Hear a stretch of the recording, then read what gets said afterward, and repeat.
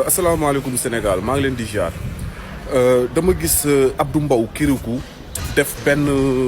lettre bu mu adressé Ousmane Sonko di wax lu jëm ci immigration clandestine et je pense que ni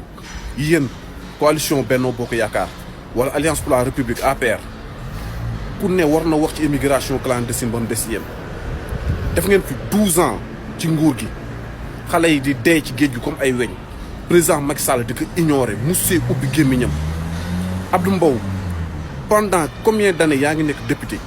mosoo intéressé wu ci immigration clandestine léegi nag ngeen bàyyi ba gouvernement bi changé Ousmane Sonko ñëw Diomaye ngeen bëgg a politiser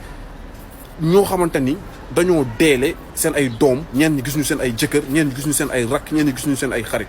yéen ngeen bëgg boole tey loolu noonu yëpp tey bëgg politiser loolu du jàll. respecté ñi nga xamante ni dañoo ñàkkalee respecté ñi nga xamante ni tey jii. seen bakkan dafa des ci géej gi ñenn ñi ngi ci biir prison yi Abdou Mbow affaire bi du politique immigration clandestine je pense que ni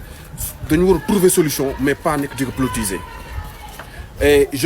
j'invite le président Ousmane Sonko na liggéey ak ñu mel ni ñun ci immigration clandestine bi parce que xam nañ ci lu bëree bëri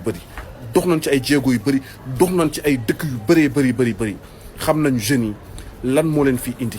xam nañ jeunes yi bu ñëwee fi lan moo leen ciy fekk. xam nañu jeunes yi nan lañ mën a waxtaanee ak ñoom ba ñu bàyyi li nga xamante ne mooy phénomène immigration clandestine bi combat bi soxlawuma ci dara soxlawuma ci poste soxlawuma ci dara lenn rek laa ci soxla mooy liggéeyal sama réew ci combat bi nga xamante ni def nañ ko te li ma bëgg a liggéeyal sama réew bokk na ci immigration clandestine bi parce que tooguma maa ngi dem ci ay dëkk ak dëkk di fay sama ay billets yu cher di gis ak ndaw ñi te état bu Sénégal mosuma see dimbali dërëm lenn rek laa soxla mooy ngeen mandaté ma seulement loolu rek laa soxla